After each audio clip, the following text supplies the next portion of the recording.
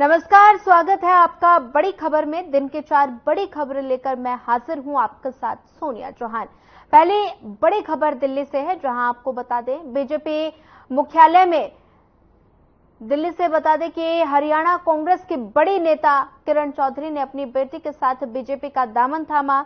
दूसरी खबर करनाल से है, जहां दौरे पर पहुंची सीएम नायब सिंह सैनी ने कहा कि कांग्रेस पर निशाना साधते हुए उन्होंने कहा कांग्रेस में बड़े नेता घुटन महसूस कर रहे हैं। तीसरी खबर अंबाला से है, जहां 2 युवकों पर फायरिंग से पूरा इलाका दहल उठा। हमले में एक युवक की मौत हो गई। और चौथी खबर फरीदाबाद से है, जहां रिकॉर्ड तोड़ गर्मी के बीच हरियाणा रोडवेज ने एक बार फिर सराहनीय कदम उठाया। ये दिन की 4 बड़ी खबरें तस्वीरों के माध्यम से आप समझ सकते हैं। पहली तस्वीर आपको बता रहे हैं, किरण चौधरी और श्रुति चौधरी बीजेपी में शामिल हुई।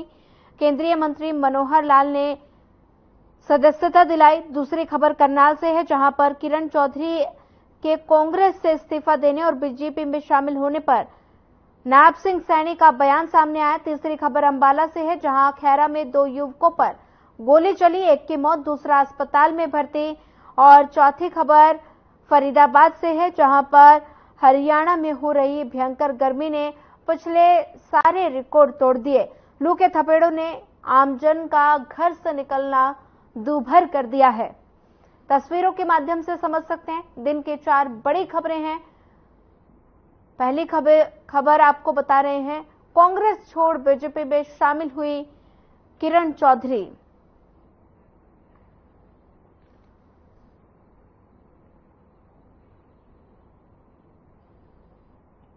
चलिए रुक करते हैं पहली खबर का। हरियाणा के पूर्व सीएम चौधरी बंसी लाल की पुत्र वधू और भिवानी के तो शाम से एमएलए किरण चौधरी और उनकी बेटी श्रुति चौधरी बीजेपी में शामिल हो गई। दोनों ने कांग्रेस का दामन छोड़कर दिल्ली में स्थित बीजेपी मुख्यालय में पहुंचकर पार्टी की सदस्यता ली। और श्रुति और किरण चौधरी को केंद्रीय मंत्री मनोहर लाल ने बीजेपी में ज्वाइन कराया। और साथ ही इस दौरान हरियाणा के सीएम नायब सिंह सैनी और इस बीजेपी मुख्यालय में मौजूद रहे। बीजेपी में शामिल होने पर पूर्व कांग्रेस नेता किरण चौधरी ने कहा कि ये फैसला उन्होंने अपने नेतृत्व और प्रधानमंत्री जिन्होंने विकसित भारत का संकल्प रखा है उनसे प्रेरित होकर लिया है। पीएम मोदी ने देश हित के जो कार्य किए हैं उसी कारण तीसरी बार दिल्ली में बीजेपी की सरकार बनी है।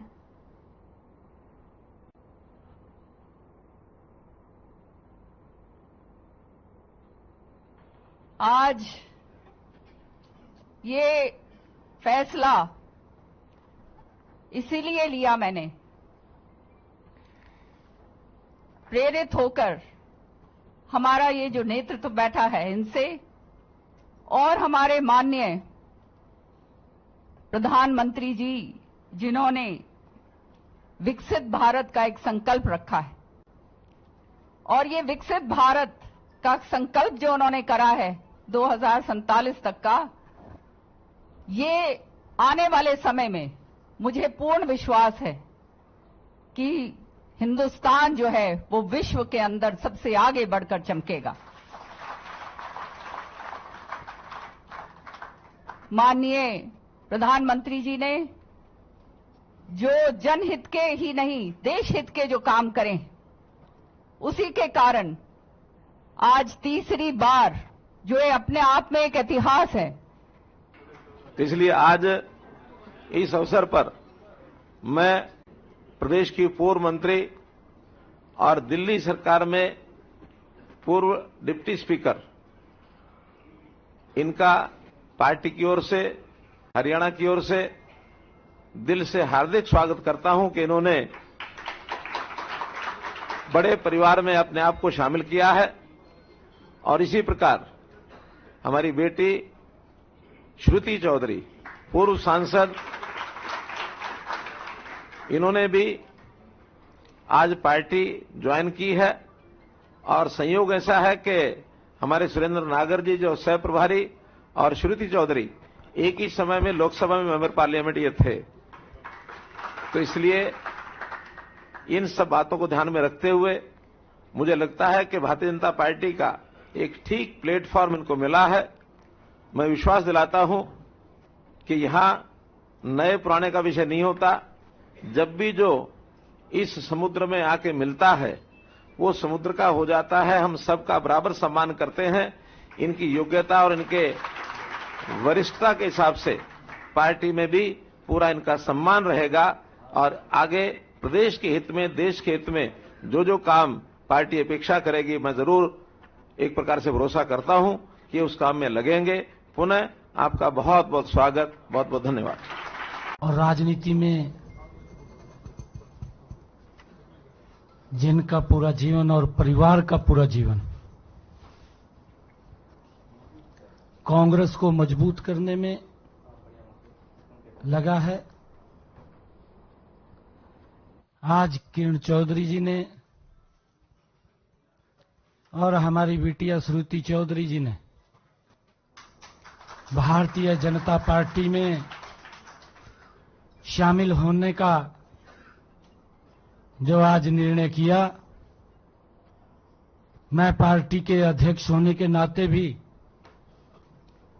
श्रुति चौधरी जी का और किरण चौधरी जी का बहुत बहुत स्वागत और धन्यवाद करता हूं और एक विश्वास दिलाता हूं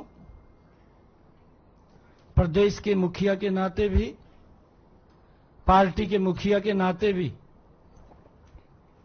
कि किरण चौधरी जी और श्रुति चौधरी जी भारतीय जनता पार्टी एक परिवार के नाते हम मिलकर के हरियाणा को मजबूत करने के लिए काम करेंगे।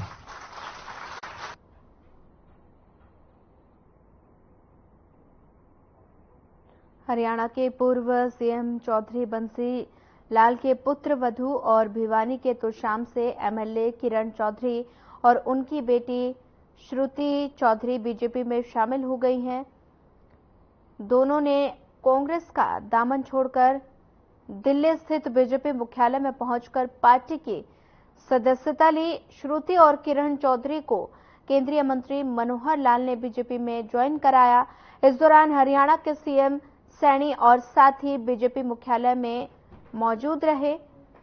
बीजेपी में शामिल होने पर पूर्व कांग्रेस नेता किरण चौधरी ने कहा कि ये फैसला उन्होंने अपने नेतृत्व और प्रधानमंत्री जिन्होंने विकसित भारत का संकल्प रखा है उनसे प्रेरित होकर लिया।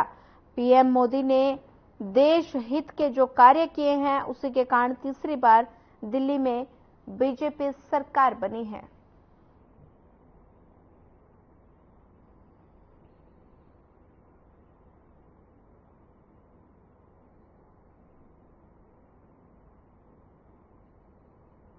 और इसी खबर पर ज्यादा जानकारी साझा करने के लिए हमारे संवाददाता चंडीगढ़ से ओपी शर्मा हमारे साथ जुड़ गए हैं। ओपी शर्मा, कांग्रेस के किरण चौधरी अब बीजेपी में उम्मीद भरने वाली है, इसको लेकर क्या कुछ ज्यादा जानकारी, अपडेट दे दीजिए। देखिए सोनिया, अगर मैं किरण चौधरी और श्रुति चौधरी और उनके परिवार के इतिहास की बात करूं तो शायद कल से लेकर अब तक बहुत सारी बातें जो हो चुकी है, लेकिन अब मैं अगर इस बदलाव के बारे में बात करूं तो सबसे पहले तो मैं ये कहना चाहूंगा कि किरण चौधरी का कांग्रेस में अपनी बेटी श्रुति चौधरी के साथ आना एक काफी बेनिफिशियल रहेगा। करीबन 100 दिन के बाद हरियाणा के अंदर आचार संहिता विधानसभा चुनाव को लेकर जो लग जाएगी, तो ऐसे में जो कहीं ना कहीं किरण चौधरी के कांग्रेस छोड़ने से बीजेपी को काफी मजबूती मिलेगी। कांग्रेस जो हरियाणा में जो तोशाम लोकसभा विधानसभा सीट है उसके ऊपर भारतीय जनता पार्टी अभी तक अपना कमल नहीं खिला चुकी है और ये सीट जो है पूर्व मुख्यमंत्री बंसीलाल परिवार की एक मतलब कहीं तो एक पैतृक सीट यहाँ पर ये इससे पहले इनके पति सुरेंद्र सिंह और उनके ससुर जो बंसीलाल जो पूर्व मुख्यमंत्री रह चुके वो भी सीट से जो जीतते रहे हैं, तो कह सकते हैं एक तरह की पैतृक सीट है। और इसके साथ ही जो हरियाणा का भिवानी और चरखी दादरी जो जिला है, इन दोनों जिलों में करीबन 6 के आसपास जो सीटें हैं और इन 6 की 6 सीटों पर भी कहीं ना कहीं कांग्रेस कमजोर और भारतीय जनता पार्टी जो मजबूत होगी, क्योंकि भिवानी और चरखी दादरी का जो जिले हैं इन जिलों में जो पूर्व मुख्यमंत्री बंसीलाल है उनको लेकर आज भी जो एक आस्था का प्रतीक है, क्योंकि दक्षिण हरियाणा में सबसे पहले भिवानी और चरखी दादरी जो वर्तमान जिला बना है, इनमें सबसे पहले जो है लिफ्ट इरिगेशन के जरिए पानी पहुंचाना जो है वो बंसीलाल की सरकार में हुआ, तो वरना ये इलाका एक ग्रामीण होता था और पूरी तरीके से मानसून पर निर्भर होता था। बारिश हो जाती थी तो यहाँ पर जो है फसलें हो जाती थी, पीने का पानी भी अवेलेबल हो जाता था।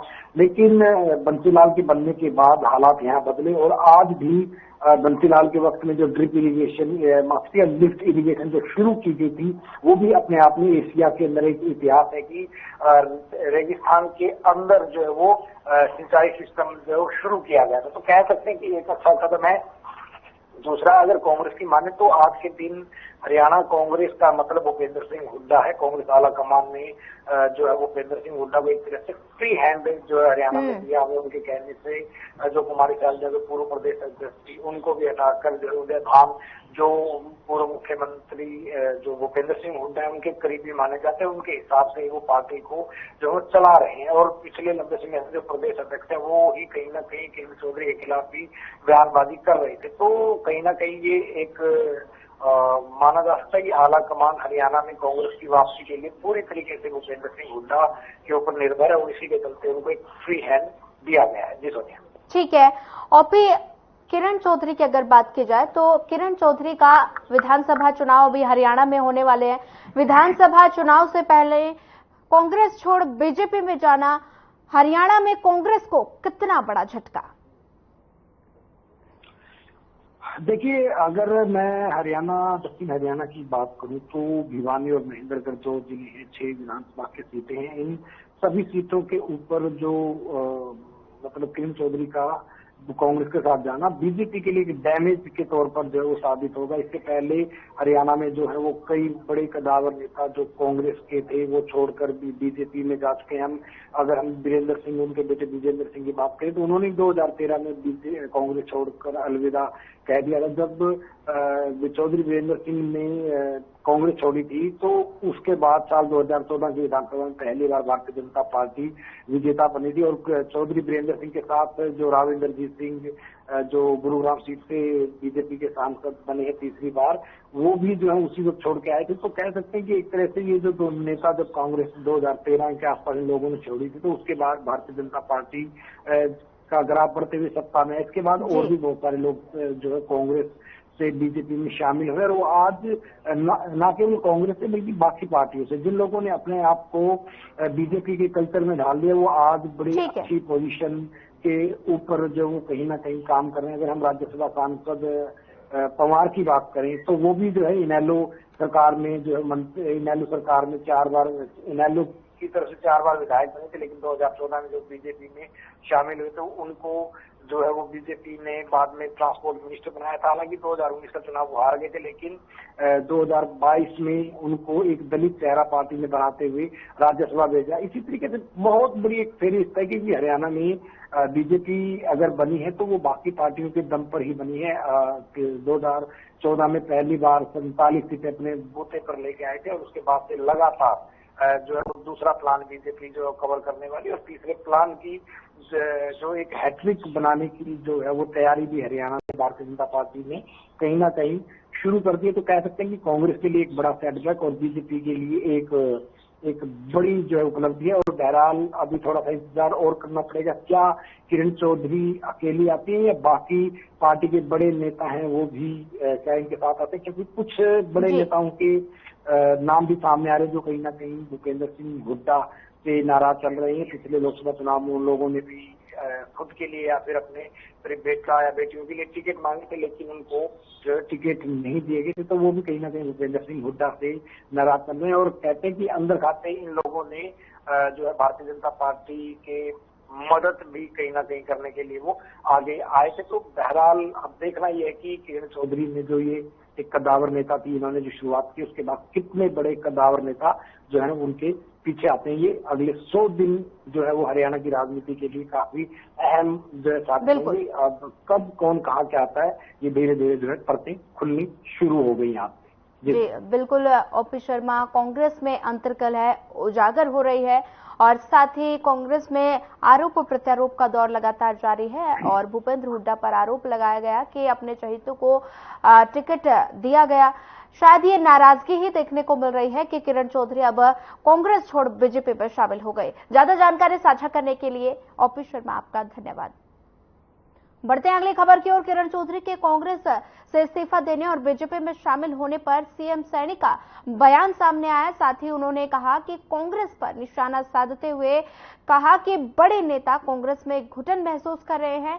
हुड्डा कांग्रेस पार्टी के बड़े नेताओं को खत्म कर रहे हैं और तंग आकर नेता पार्टी छोड़ रहे हैं। और इसके साथ ही उन्होंने कहा कि कांग्रेस पार्टी देश में राहुल गांधी को लॉन्च करने में लगी है और उसी तरह हरियाणा में भूपेंद्र हुड्डा अपने बेटे को लॉन्च करने में लगे हैं।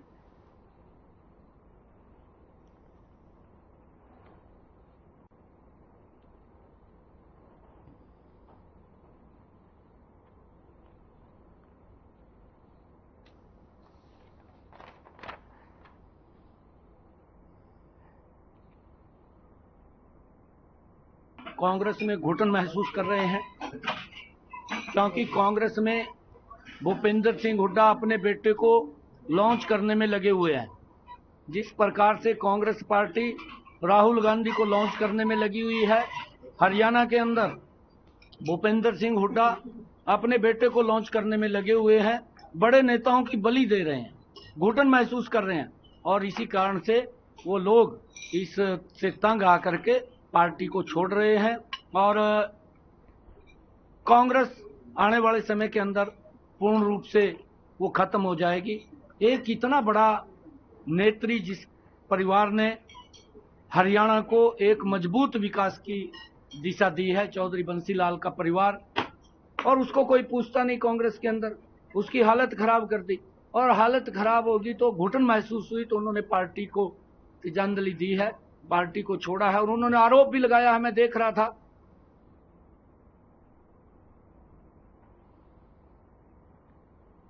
अंबाला के गांव खैरा में गोली मारकर युवक की हत्या करने का मामला सामने आया है। यहां गोली लगने से एक युवक की मौत हो गई तो वहीं दूसरा युवक घायल हो गया, जिसकी हालत फिलहाल नाजुक बनी हुई है, जिसका पीजीआई चंडीगढ़ में इलाज जारी है और फिलहाल हत्या की वजह अब तक साफ नहीं हो पाई है।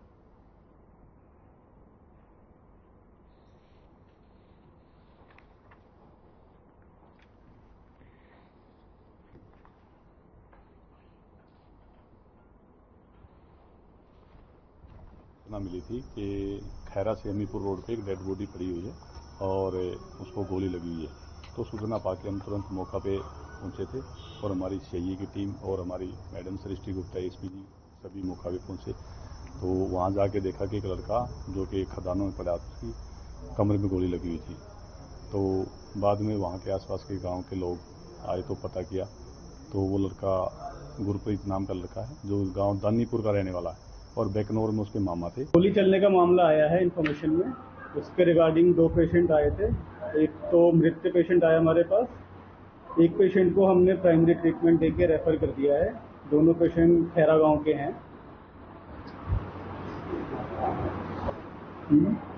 हाँ, मृत पेशेंट अभी आया हमारे पास जस्ट 8 बजे के आसपास। एक मृत? हाँ, एक मृत है, एक जख्मी हालत में आया था, उसको हमने प्राइमरी ट्रीटमेंट देके उसको रेफर।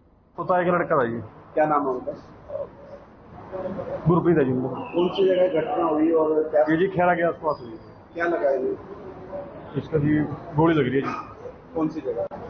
पीछे लगी, हार्ट के आसपास, पीछे से रुई से। कोई पुरानी रंजिश क्रॉस हुई है जी। नो सर, इस बारे में तो नहीं पता जी। पुरानी रंजिश। एक बंदा रेफर भी है? हाँ जी, रेफर भी है। क्या उसका नाम क्या है? एक चंडीगढ़ है जी। क्या नाम उसका? गुरजंट है जिसका नाम।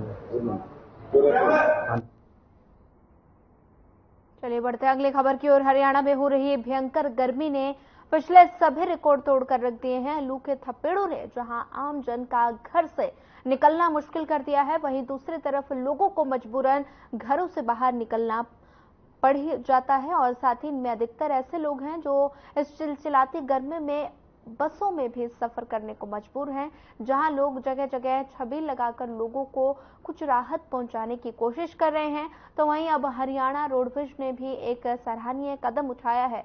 बढ़ती गर्मी को देखते हुए रोडवेज के सभी बसों में ठंडे पानी की व्यवस्था करने के निर्देश जारी कर दिए गए हैं और इसको लेकर फरीदाबाद हरियाणा रोडवेज विभाग के जीएम लेखराज ने बताया कि हरियाणा राज्य के परिवहन विभाग के उच्च अधिकारियों की ओर से प्रदेश के सभी महाप्रबंधकों को निर्देश दिए गए हैं कि राज्य परिवहन हरियाणा की सभी बसों में ठंडे पानी की व्यवस्था करे ताकि यात्रियों को पानी के अभाव में परेशानी का सामना न करना पड़े।